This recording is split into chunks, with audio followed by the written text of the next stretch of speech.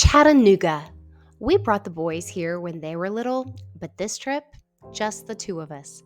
Same city, fresh perspective with a power chair, a lot of heart, and zero plans to sit still.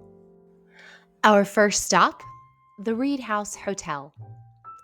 We stayed at the beautiful historic Reed House. I chose it for its location, but also for the legacy. It's where my grandfather stayed when he worked with the TVA Railroad in the 1940s. Spacious, elegant, and surprisingly well suited for accessibility. The elevator worked well with my chair, valet parking made arrivals smooth, and even a small gym because, yes, you can lift weights and still use a power chair. I didn't reserve a designated handicap accessible room, but the hotel's photos suggested there'd be room for my chair. Luckily, that turned out to be true.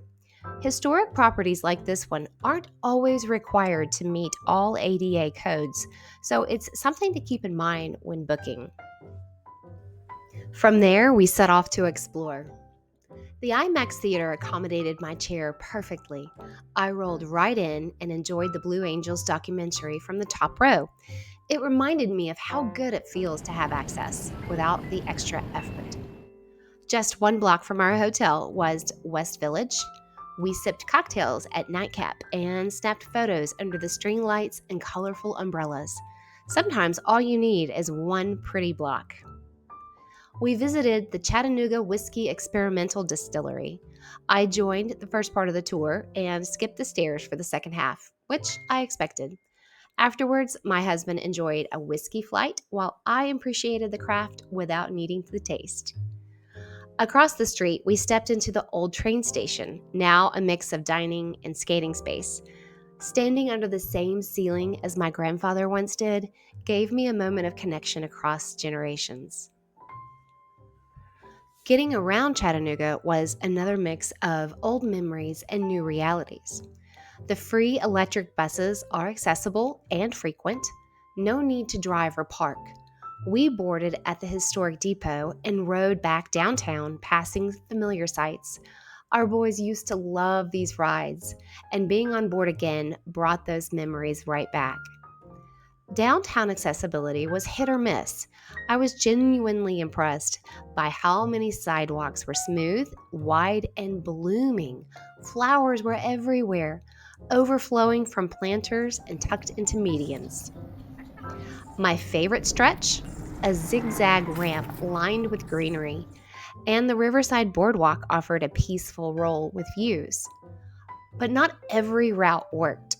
Some sidewalks were too steep, others had missing curb cuts or cracked concrete, making them completely impassable. But for most of our outings, I used my power chair. One morning, I decided to switch to my rollator for a short walk from the truck to breakfast, different tools for different moments. We tried a mix of local spots and old favorites.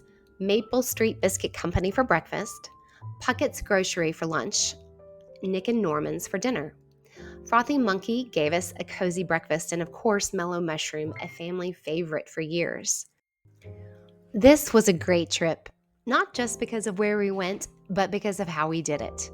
Planning ahead, knowing my limits, and using mobility tools that made sense for each moment. If you're traveling with a disability, don't limit yourself to one device or one way. A power chair, a rollator, even a neck fan, all of it adds up to make the experience smoother. Chattanooga brought back old memories and helped create new ones. And that to me is what travel's really about.